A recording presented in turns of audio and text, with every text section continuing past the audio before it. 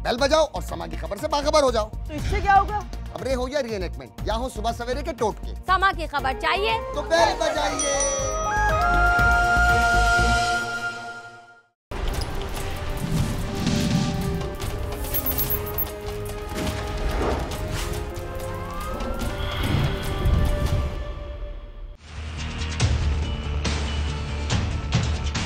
शराब बाबा 8-10 साल तो कभी ना कभी पी लेने। रजिया बीबी ने उसी वक्त जाकर आदि को भी बताया ये पिस्टल लेकर निकला है और इसके कोई इरादे ठीक नहीं लगे। शराब उत्ते ला दिया था, शराब शुरू पीवा दा पिया। झगड़ा बाबा जमीन ठेके देने के ऊपर अचानक ही हो गया मेरे से ये सब कुछ।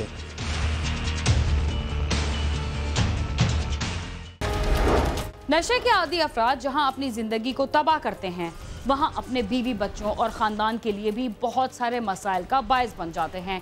इनमें कुछ तो मंशियात फरोशों के गिरोह में शामिल होकर नौजवान नस्ल को नशे का आदी बनाते हैं और कुछ जराइम पेशा अफराद के साथ मिलकर चोरी, डकैती और जराइम की दूसरी वारदातों में मुलविस हो जाते हैं। लेकिन उनकी ज़िंदगी का सबसे ख़तरनाक पहलू ये होता है कि वो अपने ख़ानदान के हर फर्द की नज़रों से गिर जाते हैं और नफ्सियाती तौर पर सबको अपना दुश्मन समझने लगते हैं। उन्हें अपने माँ बाप के साथ बीवी बच्चे भी अच्छे नहीं लगते, इसलिए कि नशे की लत पूरी करने के लिए उन्हें हर वक्त पैसों की ज़रूरत होती है, जिसके लिए वो अपना घर और ज़मीन जायदाद बल्कि सब कुछ बेच देते हैं। इसी बात पर जब उनकी मुखालफत की जाती है तो वो सबकी जान के दुश्मन बन जाते हैं। नशा चाहे किसी तरह का भी हो, वो बुरा ही होता है। नशा करने वाले अफराद बाज़ औक़ात नशे की हालत में जिस बात को अच्छा समझते हैं, नशा उतरने के बाद उन्हें एहसास होता है कि ये तो बहुत बुरी बात थी, जिसके बाद उनके पास पछतावे के अलावा कुछ भी नहीं होता। पिंडी भटिया के रिहायशी एक शख्स भी नशे का आदी था। एक दिन नशे की हालत में उसने एक खातून को कत्ल कर दिया। आइए हम आपको बताते हैं वो खातून कौन।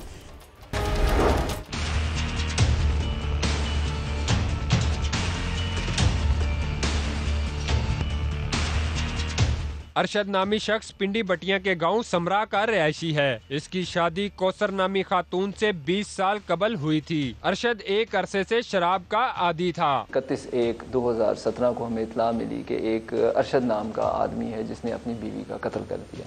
हमने मौके पर रिस्पॉन्ड किया और हमें वहाँ से पता चला कि ये अरशद जो है ये नशा वगैरह भी करता है और आवारा किस्म का आदमी था। शराब बाबा 8-10 साल तो कभी ना कभी पी लेने। अरशद की अपनी बीवी से एक अरसे से अनबन चल रही थी और अक्सर झगड़ा तवील हो जाता था। मसला ये था कि अरशद एक तो नशे का आदी था और वो दूसरी शादी भी करना चाहता था। मोहम्मद अरशद और इसकी जोजा का नाम था कौसर बीबी। इनकी आपस के अंदर नचाकी रहती थी, थोड़ी बहुत घरेलू लड़ाई थी, गैस्ट्रिक इशूज़ थे इनके अपने थोड़े से। और ये जो मोहम्मद अरशद है ये थोड़ी बहुत ड्रग एडिक्टेड भी था।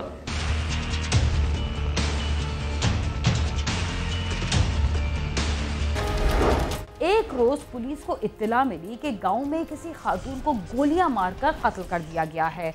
कत्ल होने वाली खातून कौसर ही थी जिसे अरशद ने कत्ल किया था।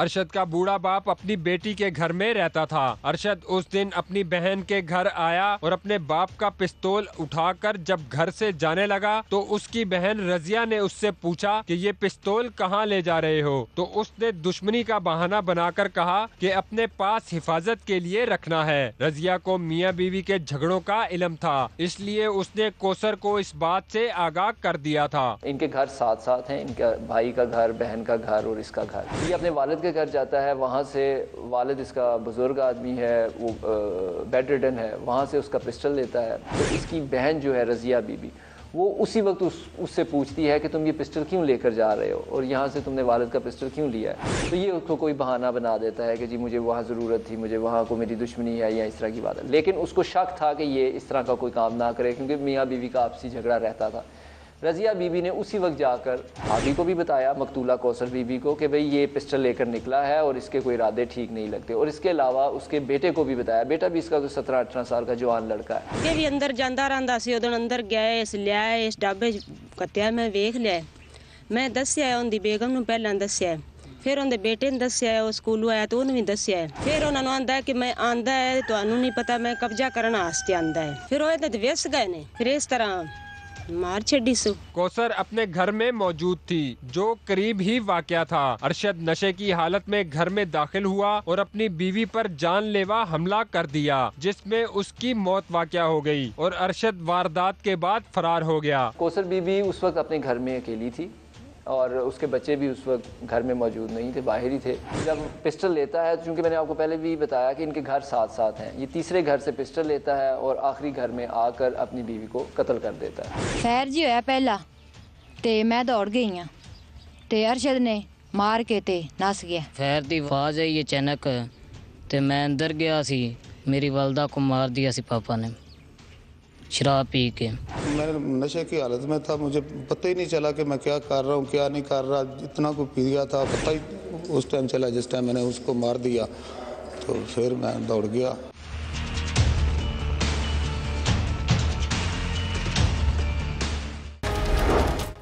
सिर्फ नशे की वजह से ही किसी को कत्ल नहीं किया जाता, बल्कि इसकी कुछ और भी वजूहात होती हैं।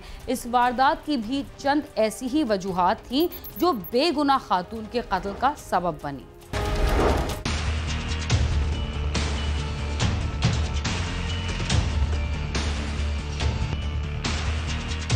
अरशद चूंकि शराब नोशी का आदी था और उसे नशा करने के लिए रकम भी दरकार रहती थी, इसलिए वो कौसर से ठेके पे दी हुई जमीन की आमदन का मुतालबा करता रहता था। ज़मीन का ठेका जो जहाँ चलता है अमूमन हमारे इलाका में, तो इसके पैसे थे, इसने अपनी दिए थे अपनी बीवी को। जब इसने उसे वापसी का मुतालबा किया है अपनी बीवी से, तो उसने देने से इनकार किया है कि तुम मतलब ज़ाया कर दोगे, या इस तरह का इनका इशू था। तो ये उससे ज़्यादा थोड़ा हाइपर हुआ, गुस्से में आया, तो घर इनके गन पड़ी थी, पिस्टल 30 बोर, उसके थ्रू इसने उसे फायर मार दिया, जिससे वो तकरीबन मौका पे ही उसकी डेथ हो गई। वो आंदा है मैं पैसे लाए कि कोहरा पोए ठेके ते देख ते अपने बोझे च पावां ते नशा करां शराब पीवां, ते वो देंदी नहीं सी। अब्बू आंदा सी जमीन ठेके ते चाड़ीए, वालदा दी नहीं चाड़नी। अब्बू ऐसे तो आंदा है जमीन ठेके ते चाड़ के नशे शराब उत्ते ला दियां दा शराब शुरू पीवां दा पिया। झगड़ा हुआ जमीन ठेके देने के ऊपर, तो मैंने घर में आकर अपने बाप का पिस्टल जो था वो मेरे पास ही होता था, पहले भी मेरे पास ही होता था, मैं साफ सूफ करके पहले भी रखता था। तो मैंने वो पकड़ किया तो अचानक ही हो गया मेरे से ये सब कुछ। कत्ल की वारदात के बाद पुलिस ने अपनी कार्रवाई शुरू की और अपनी बीवी के इस कातिल को गांव से ही गिरफ्तार कर लिया, जो अपने जुर्म का एतराफ पछतावे के अल्फाज के साथ करता है। इसकी एक FIR लॉन्च हुई, इसके मुद्दई बने इसके कौसर बीबी के भाई जो हैं, मुखबर की तलाब में हमने फिर इसे रेड करके मोहम्मद अरशद को मतलब पकड़ लिया। जब यहाँ इसे लाए तो इसके एक्सप्रेशन और बिल्कुल ये एग्री था कि मैंने ये किया है, इसने कॉन्फेस किया है कि मैंने किया है, मुझसे गलती हो गई है, ये बिल्कुल उसे तस्लीम करता है। जैसे हमने गाली गलोच हुए हैं उधर, मैं उसके साथ तो मैंने गुस्से में पिस्टल चला दिया। मैं बहुत शर्मिंदा हूँ अपने किए पे सर, बहुत ही शर्मिंदा हूँ मैं अपने किए पे। मैं अपने बच्चों का मुजरिम बन गया हूँ सर। कोई भी बड़ा जुर्म एकदम नहीं होता, बल्कि बुराई की दलदल में पड़ने वाले कदमों को ना रोका जाए और अपने आप को संभाला ना जाए तो बड़े जुराइम शुरू हो जाते हैं। नशा भी इन्हीं बुराइयों में से एक है जो बड़े जुराइम को दावत देता है। कैमरामैन फरहान शहजाद और साथी रिपोर्टर बिलाल अकबर के साथ नईम जंजुआ, समा, पिंडी भटिया।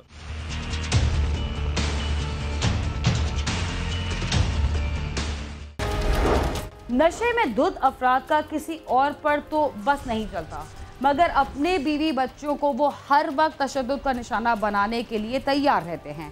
प्रोग्राम क्राइम सीन में वक्त हुआ एक मुख्तसर से वक्फे का, तब तक आप समा के साथ ही रहिए।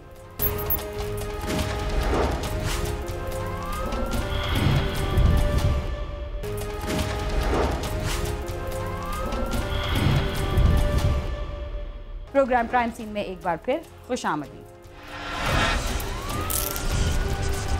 इंसान दुनिया में चाहे जहां भी चला जाए, उसे तब तक सुकून नहीं मिलता जब तक वो अपने घर वापस नहीं आ जाता। मगर कुछ लोग ऐसे भी होते हैं जो घर की अहमियत से बिल्कुल नावाकिफ होते हैं। कराची के इलाके शाह लतीफ़ टाउन का रिहायशी एक बूढ़ा घर की अहमियत से इतना बेखबर था कि उसने तन्हा रहना शुरू कर दिया। मगर कुछ जराइम पेशा अनासिर ने लड़कियों के भेस में उसे ना सिर्फ धोखा दिया बल्कि उसकी ज़िंदगी भी छीन ली। ये वाक़या कैसे पेश आया, आइए हम आपको बताते हैं।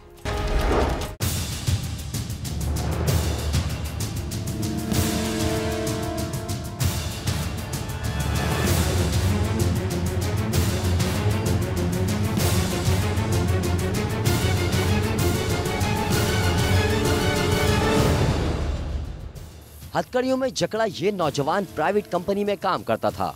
इसने मेहनत मजदूरी करके अपना कारोबार शुरू किया, मगर बुरी सोहबत और लालच का शिकार होकर सलाखों के पीछे पहुंच गया। बुरी सोहबत और लालच ही की वजह से तैमूर की गिरफ्तारी हुई। पुलिस हिरासत में मौजूद मुलजिम ने क्राइम सीन की टीम को बताया कि शहबाज और वो एक ही कंपनी में काम करते थे। वहाँ रंग का काम करते थे हम, वहाँ पे हम हेल्पर आया था, तो इसकी वजह से उसके साथ सलाम दुआ हुई थी 1-2 मरतबा। उसने बताया कि शाह लतीफ़ टाउन के इलाके जफर टाउन में एक बूढ़ा शख्स अकेला रहता है और उसके पास काफी पैसे भी हैं।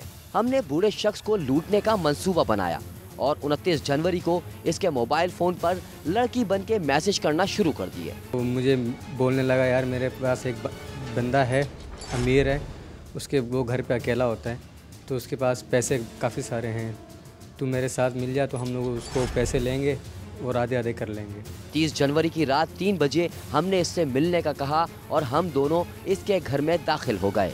मैं उनके घर गेट के बाहर बैठा हुआ था, तो मैंने कहा मैं आपसे मिलना चाहती हूँ। तो उसने कहा कहाँ मिलोगी? तो मैंने कहा मैंने आपका घर देखा हुआ है। लड़की की आवाज़ निकाल के बात करी सर, SMS पे बात करी थी। तो उसको मैंने कहा था मैंने आपका घर देखा हुआ है, मैं आपको जानती भी हूँ, आप बहुत अच्छे आदमी हो, तो मैं आपसे मिलना चाहती। तो उसने कहा ठीक है, मेरे घर पे आ जाना। कॉल और मैसेज जो रिकॉर्डिंग थी वो आई, वो हमने फिर ट्रेस की। अल्लाह किया कि इस बंदे का वो जाके मिली इस तैमूर से। अब तैमूर को हमने रंगे हाथों मतलब असले समेत गिरफ्तार कर लिया आज। तो उससे पिस्टल भी बरामद हुआ है जो उसके अंदर था। बूढ़े शख्स को कैसे कत्ल किया गया और जब ये कत्ल हुआ उस वक्त घर में और कौन शख्स मौजूद था? शाह लतीफ़ टाउन की इन्वेस्टिगेशन पुलिस मुलजिम को लेकर निशानदेही के लिए जफर टाउन में उस मकान पर पहुंची जहां उसने अपने साथी के साथ मिलकर घर में वारदात की थी। उन्होंने जैसे अंदर आके कुंडी बंद की है तो उनको पता लग गया कि अंदर आ गया कोई। तो जैसे वो खोलने के लिए आए अंदर, बाहर आए गेट से, तो सामने उनको शहबाज को उसने देखा निकाब बांधा हुआ। उन्होंने डायरेक्ट धक्का दिया अंदर की तरफ। तो शहबाज ने फिर उनके ऊपर अटैक कर दी। मुझे बोला ये उनका आवाज़ रोको, शोर कर रहे हैं, कोई आ जाएगा। तो इस तरह मैंने उसकी आवाज़ बंद करने के लिए उसके मुँह पे कपड़ा बांधा। फिर किस रंग का था? सफ़ेद कलर का सर। मुलजिम ने बताया कि हमने इसके मुंह पर कपड़ा बांधा और उसे तशद्दुद का निशाना बनाया। इस दौरान घर में मौजूद मेहताब नामी शख्स बेहोश हो गया था। वो उसको हम लोग अंदर ले गए। उसने शहबाज ने उसकी कोनी वोनी मारी यहाँ पे, तो उसको हमने यहाँ पे सामने एक इधर गिरा दिया था। कहाँ पे? जी सर। फिर मैंने उसकी जेब से पैसे निकाली तो उसकी जेबें खाली कर दी थी यहीं पर ही। तो अंदर गए थे, बेड के ऊपर 2 मोबाइल पड़े हुए थे, एक मोबाइल उनकी जेब में था। मैंने जेब वाला मोबाइल भी निकाल दिया था। वो अंदर जो 2 मोबाइल पड़े हुए थे वो शहबाज में उठा लिए थे। और मैंने फिर वो अंदर जाके फ्रोला फाली कर रहा था। मैंने बोला भाई निकल यहाँ से, टाइम नहीं। फिर मैं उसको साथ लेके निकल गया था। कत्ल की वारदात के बाद पुलिस से बचने के लिए मुल्जिमान ने एक दूसरे को क्या पैगाम दिया? जाए वक़्त पर मौजूद मुलजिम ने एतराफ़ जुर्म करते हुए पूरा तरीका वारदात बता दिया। गिरफ्तार होने वाले मुलजिम ने बताया कि वारदात करने के आधे घंटे बाद उसके साथी ने जफर टाउन आने से मना किया और शहर से फरार होने का कहा था। आधे पौने घंटे बाद शहबाज मेरे पास आया था घर पे। तो मैंने बोला यार मैं तो परेशान हूँ, तो क्यों आ गया मेरे पास? तो बोल रहा है बस तू टेंशन नहीं ले, घबरा नहीं, काम हो गया, अपना जफर टाउन तू नहीं जाना, यहाँ अपनी गली से सिर्फ काम से घर वापस आना। तो 1-2 दिन बाद फिर उसने बोला मैं फ़रार हो गया, तू भी फ़रार हो जा। तफ्तीशी पुलिस जब मुलजिम को लेकर जाए वकुआ पर पहुंची तो इलाका मकीनों की बड़ी तादाद जमा हो गई। पुलिस का कहना है कि मकतूल मेहताब के कत्ल का मुकदमा 31 जनवरी को सरकार की मुद्दत में दर्ज किया गया था। पुलिस को मकतूल के पास से मिलने वाली बैंक रसीद से वर्षा का पता चला। असल में वहाँ मौके से एक बैंक का चेक था, कोई बैंक की थी वो जो हिफाजत, वो उसने कराया था 2 महीने पहले। तो उस बैंक से दिल्ली कॉलोनी का बैंक था, उस बैंक पे नंबर रखा हुआ था बैंक का। उस पे बैंक पे हम लोगों ने फिर फ़ोन किया, उन बैंक वालों ने फिर उनके घर पे इतला दी कि ये बंदा जो है आपका 40 में एक्सपायर हो गया। तब वो दूसरे दिन फिर आए और लाश ले।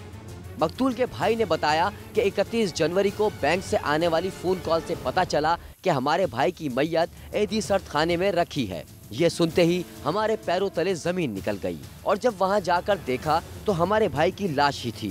तो बैंक से फ़ोन आया, बैंक के थ्रू के मतलब शाह लतीफ़ टाउन में वह हैं एक नाम के, और वो उनकी जो है मैयत जो है वो ईदी सर्द खाने पड़ी। हम तो और गए, सारी बातें, बच्चे दौड़े यहाँ आए, यहाँ उनसे बात हुई साहब से तो पता लगा यही हमारे भाई। तो सारी बात फिर सर्द खाने गए, वहाँ शिनाख्त की तो वो हमारे भाई थे।